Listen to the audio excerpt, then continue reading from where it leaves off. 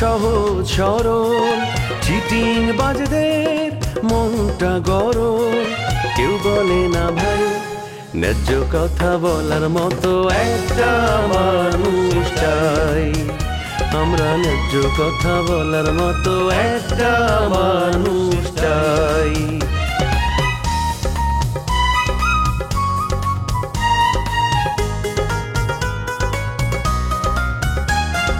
সৎ মানুষের ভাঙ্গা বাড়ি, ধান্দা বাজরা নেয় যে গাড়ি, কেমন নিয়ম ভাই উচিত কথা বলার মতো একটা মানুষ নাই।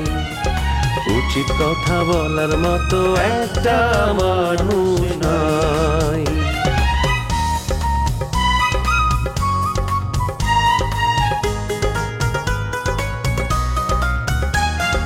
চোরের মায়ের বড় গলা, মিথ্যা দিয়ে সত্য বলা, ভদ্রলোকের ভাই এক সমাজেই বাস করে ভাই চিটার এন্ড জেন্টলম্যান। বিয়ে আগে হোক, তারপর বুঝবো তুমি আমার কেমন বলতেছিলা।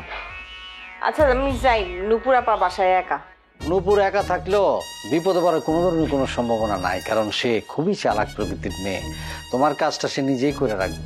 আমি ফোন করে বলবো দরকার পড়লে যে তুমি আমার সাথে আছো। টাকা দিয়ে সব কেনা যায়, কিন্তু মন কেনা যায় না, বুঝছো?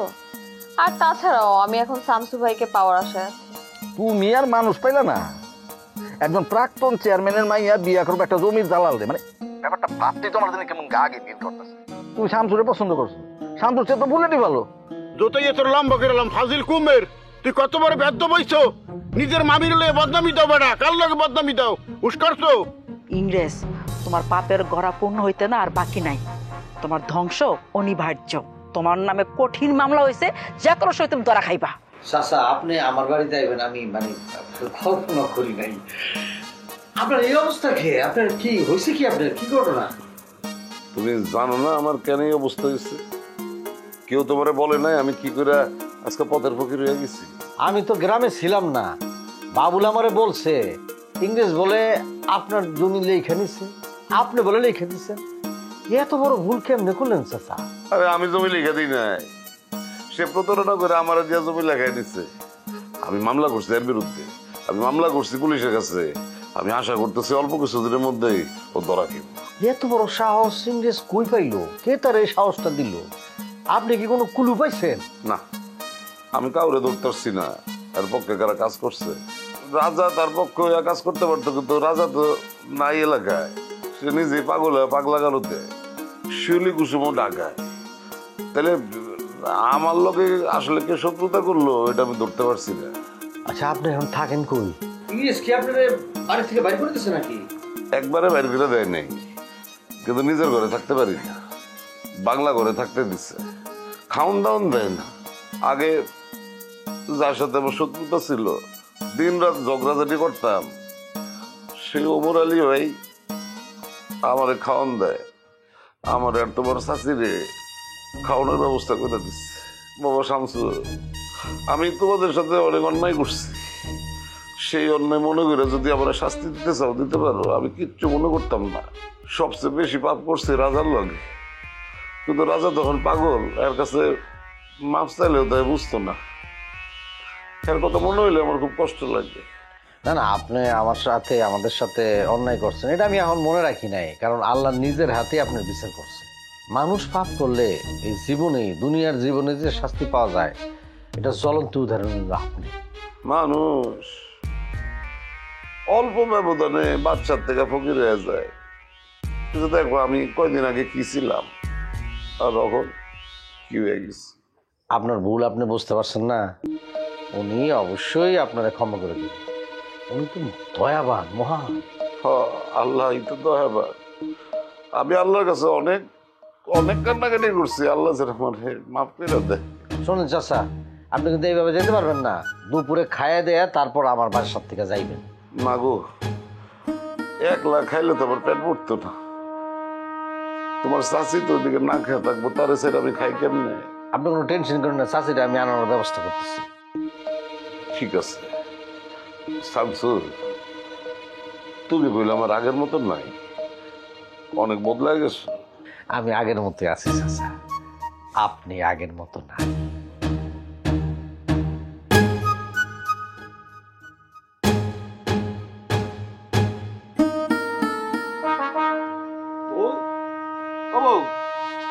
তুমি এখানে বসে রয়েছো কেন? ওমর ভাইয়ের বাড়িতে যাও নাই? আরে যাইতেছিলাম, ওনার বাড়ি যাওয়ার পথেই ওনার সঙ্গে দেখা হয়েছিল।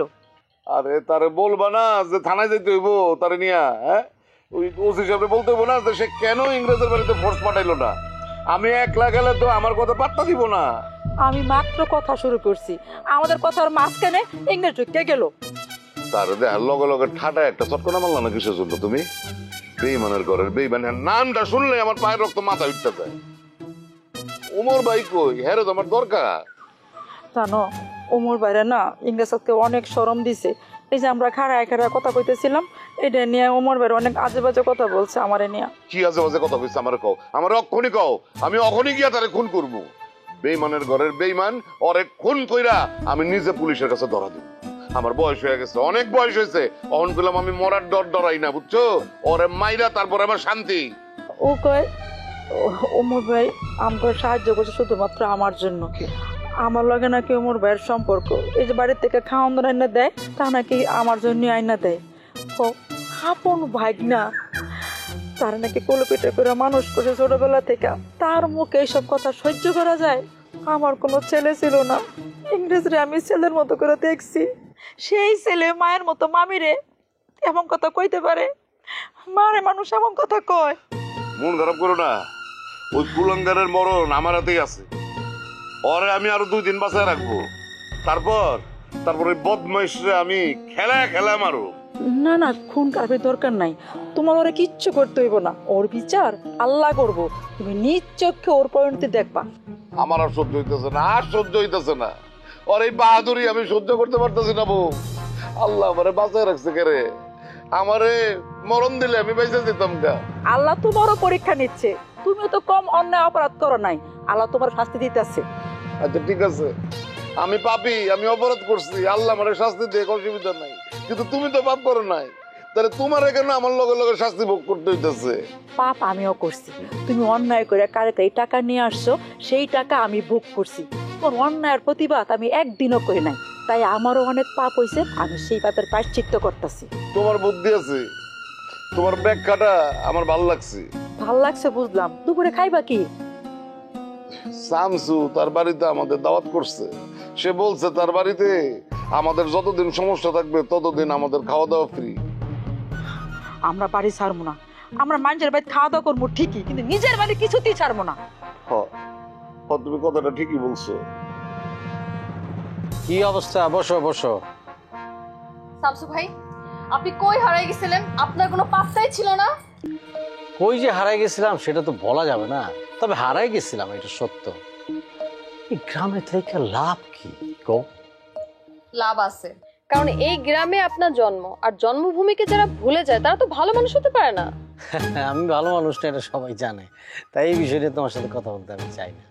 আচ্ছা এখন বলো, তুমি কি কারণে আমার বাড়িতে আসছো? আপনার বন্ধু রোমিও আমার সাথে প্রতারণা করেছে, আর আমি যতটুকু জানি এই প্রতারণার ভিতরে আপনারও হাত আছে। রোমিও তোমার সাথে কি প্রতারণা করছে? আর রোমিও যদি প্রতারণা কইরেও থাকে, সেখানে আমার নাম আসছে কেন? রোমিও নাফিজারে নিয়ে আপনার বাসায় ঢাকায় উঠছে, কথা কি রাইট? শোনেন, আমার কাছে খবর আছে, খবর না জেনে আমি কথা বলতেছি না। আর ঢাকায় থেকে ওরা সারা ঢাকা শহর ঘুরতেছে। না না, আমার বন্ধু যদি ঢাকা যায় তাহলে তো সে আমার পাশে উঠবো, এছাড়া তো কোনো অন্য সুযোগ নাই, আছে নাই তো। আচ্ছা রোমিও আর নাফিজা দুজনকে বিয়ে করছে, তাতে তোমার তো কষ্ট লাগতেছে কেন? কষ্ট লাগার তো কারণ আছে, কারণ রোমিও বলছিল আমাকে বিয়ে করবে, কারণ সে আমাকে বিয়ে করে নাই, সে তো আমার সাথে প্রতারণা করছে। আর এই প্রতারণার বিচারটাই আপনার করতে হবে শামসু ভাই। আমি কোনো বিচার সালিশের মধ্যে নাই বাবা, আমি জানতাম রোমিও নাফিজারে বিবাহ করবো, এর মধ্যে ঝিনুক কিভাবে ঢুকে গেল আমি তো বুঝতে পারতেছি না। রোমিও ক্রিয়েটিভ মানুষ, সে নাটক সিনেমায় ডিরেকশন দেয়, তাই তো আমি তাকে ভালোবেসেছিলাম। কিন্তু সে কি করলো? সে আমার ভালোবাসাকে অবজ্ঞা করেছে। আমি কিন্তু তাকে ছাড়বো না শামসু ভাই। ওহ, তুমি তারা কিছুই করতে পারবে না, শুধু শুধু খালি মনে করো যে ঝামেলা করবা। ও এখন বিয়ে করছে, ওদের সুন্দরভাবে সংসারটা করতে দাও, ওদের সুন্দর সংসারটার মধ্যে কোনো ঝামেলার সৃষ্টি করো না তুমি। রোমিও আমার স্বপ্ন নষ্ট করছে, আমি অবশ্যই ওর শান্তি নষ্ট করে দিব। তুমি যে আমার বন্ধু বুলেটের স্বপ্ন নষ্ট করছো তার দায় কে নিবে? বুলেট তোমার আব্বার সাথে কথাবার্তা বইলা বিয়া প্রায় একদম ফাইনাল করে ফেলছে, সেখানে তুমি অন্য একজনের স্বামীর উপর চড়া হইলা। বাবা কি দরকার, তুমি বুলেটকে বিবাহ করে সুন্দরভাবে সংসার করো, তাহলেই তো হয়। আপনি শুধু আপনার বন্ধুদের পক্ষ নিয়ে কথা বলতেছেন, আমার পক্ষ নিয়ে কিন্তু কথা বলতেছেন না। আর আপনি কেন আপনি রোমিওর বিচার করবেন না? আরে বাবা, প্রায় 2 বছর রোমিও নাফিজা প্রেম করতেছে, গ্রামের সবাই জানে, তুমি কেন জানো না? তুমি কেন গায়ে পড়ে রোমিওর সাথে কট খাইলা? হ্যাঁ, কেন কট খাইছে সেটা কিন্তু আমি আপনাকে বলছি। আর আপনি একই কোশ্চেন বারবার করতেছেন কেন? আপনার মাথায় কি ঘিলু কমে গেছে নাকি? তোমার যন্ত্রণায় আমার আসলে মাথার গিলু এমনি কমে গেছে। বাবা বাড়ি যাও, তুমি আসছো এনে মানুষজন দেখলে খারাপ বলবো তোমার, যাও না। আপনি আমার সাথে কি ধরনের ব্যবহার করতেছেন এগুলো? হ্যাঁ, আমি একজন প্রাক্তন চেয়ারম্যানের মেয়ে, এটা কি আপনি ভুলে গেছেন?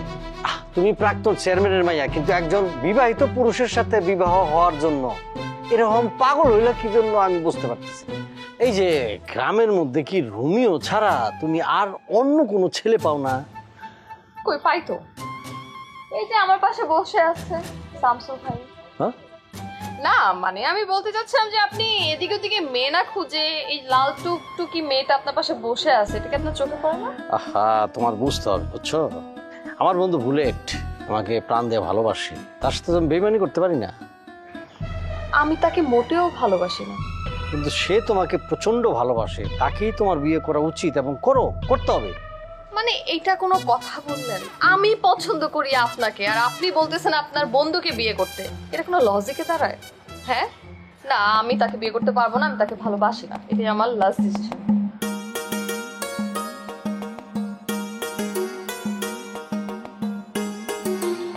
এই যে চেয়ারম্যান, তোমরা গেছিলা কই? তোমাকে বাড়িতে ঘুরিয়ে এলাম, একেবারে খালি বাড়ি পড়ি রয়েছে, ব্যাপারটা কি? শামসুর বাড়িতে গেছিলাম। হ্যাঁ, আমরা দাওয়াত করছিল তো, তার বাড়িতে গিয়ে আমরা খাওয়ান দাওয়ান সাইরা তারপর আসলাম।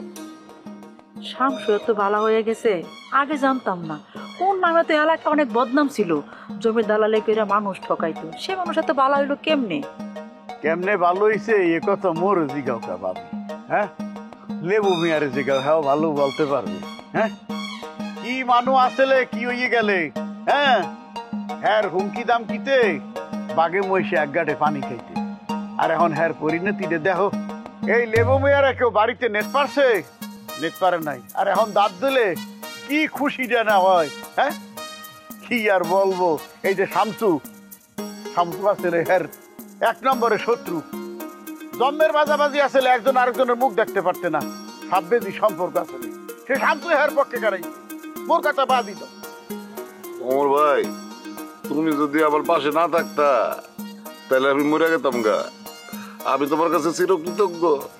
ওমর ভাই আমাদেরকে সাহায্য করতেছে, সেইটা নিয়ে ওনার সাথে আমার নিয়ে বদনাম দেয়। আমাকে বাইক না যে এত বড় খারাপ হয়ে যাইব তাই ভাবতেও পারি নাই। ও ভালো আছে কবে ভাবি? হ্যাঁ, খারাপ কোনদিন ভালো হয়? ভালো হয় না, জন্মের খারাপ। ও আরো খারাপ হয়ে গেছে, অমানুষ হয়ে গেছে। হ্যাঁ, তা কি ওর পতন এসে গেছে? তোমরা দেখবা ওর পতনটা চোখের উপর দেখবা। ওই যে শামসু চলে আইছে, ওর ভিতরে কোনো ডর হান্দা হয়ে গেছে একসের। হ্যাঁ, ওই যে মোরা তো ওই ওসি সাহেবের লোকে কথা বলছি, গ্রামে যে সাদা পোশাকধারী পুলিশ আসছে, কি হ্যাঁ খবর পাও নাই? না, আমি তো জানি না। তুমি জানলা কেমনে? মুই জানবো না? মুই আর শামসু ওসি সাহেবের লোকে কথা বলছি, নগদে কথা বলছি বইসিয়া। হ্যাঁ, চাও খাইছি। তারপর ওই যে মিটার আব্বা আছে যে মহসিন সাহেব, হ্যাঁ লগে ওসি সাহেবের কথা বলাই দিছি, লগে লগে ফল পেয়ে গেছি।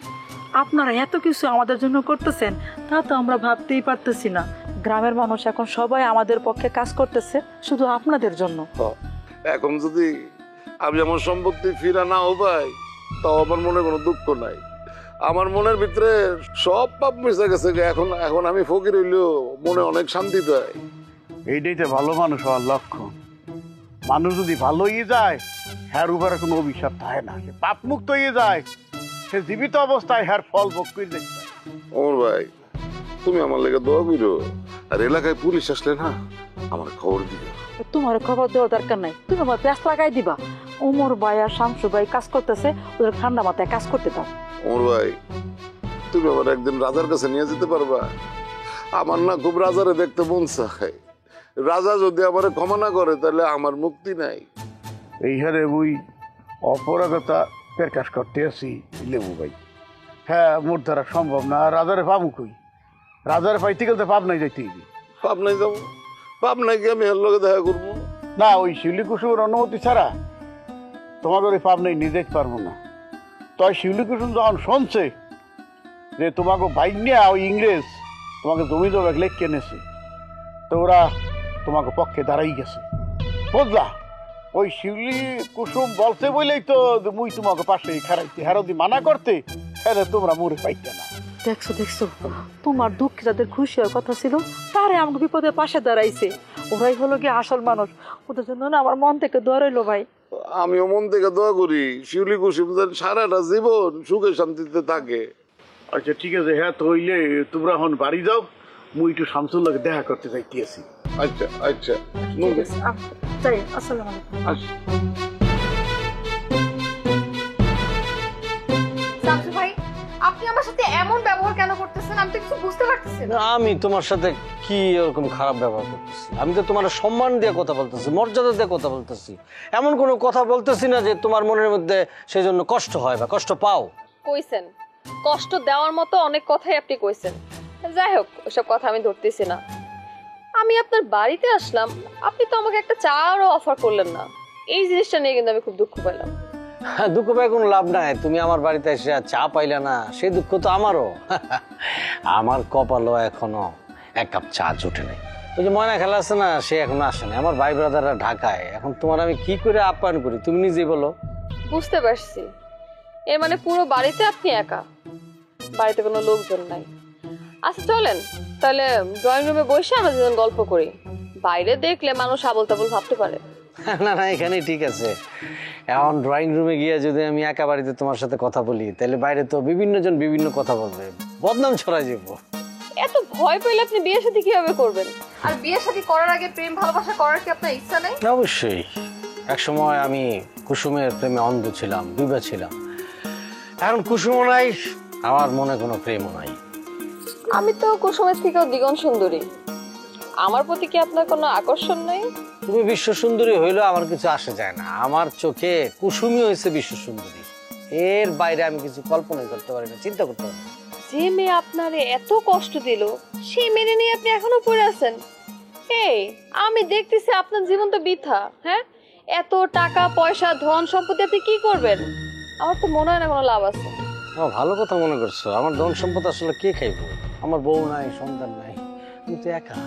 একা থাকা হচ্ছে আপনার বিলাসিতা, বুঝছেন? এটা আপনার অভ্যাসে পরিণত হয়ে গেছে। এইসব বাদ দেন, আমার বাড়িতে চলেন, আমি নিজের হাতে আপনাকে কফি বানায় খাওয়াবো। না, তোমার বাড়িতে যাওয়া আমার কোনো অসুবিধা ছিল না, যাইতেই পারতাম, কিন্তু বুলেট আমার বাধা দিতেছে। সে আমারে বলছে আমি যেন তোমার সাথে মেলামেশা কম করি। না, বন্ধু হিসাবে এই স্যাক্রিফাইসটা করতে বলছে, আমি তো বন্ধু হিসাবে তার সাথে পেমেন্ট করতে পারি না, তাই না? আপনি আমার সাথে ফাইজলামি করতেছেন। হ্যাঁ, 6 মাস আগেও বুলেট আপনার শত্রু ছিল, হঠাৎ করে এত প্রীত কিভাবে জমলো এটাই তো আমি বুঝতে পারতেছি না। মানে বন্ধু শত্রু নাকি শত্রু বন্ধু হয়ে গেল? শত্রু বন্ধু হয় নাই, বন্ধু শত্রু হয়ে গেছিল। সেখান থেকে বুলেট আবার কিন্তু ব্যাক করছে, হাতে বা ধইরা আবার সে বন্ধুত্বের সম্পর্ক তৈরি করছে। আমি তার কথা দিয়েছি জিনুকের সাথে আমি কখনো প্রেমের সম্পর্কে জড়াবো না। বাংলা সিনেমার স্যাক্রিফাইস ক্যারেক্টার। শোনেন, আপনি কখনো বুলেটের নাম আমার সামনে নেবেন না, বুঝছেন? আপনাকে ভালো মানুষ মনে করছিলাম, আপনিও ভালো মানুষ না। আমি যে ভালো না এটা তুমি কি বলবা? এলাকার সবাই বলে। আমি জমির ব্যবসা করি, এই জন্য আমার বলে জমির দালাল। জমির দালাল হওয়ার কারণে আমার কেউই ভালো চোখে দেখে না। মানুষ যত আপনারে ভালো চোখে দেখেই না, আমিও ওই দলে সামিল হইলাম। এখন থেকে আমি আপনাকে জমির দালাল হিসেবেই ট্রিট করব। ওয়েলকাম, আমি জমির দালাল। কি বাহ, কি সুন্দর, শুনতেই তো আমার ভালো লাগতেছে। ফাইন। আপনার সাথে কথা বলে আমি মজা পাইলাম না, আমার আশাটাই মানে সময়টাই নষ্ট হলো, বুঝছেন? বলার নাই।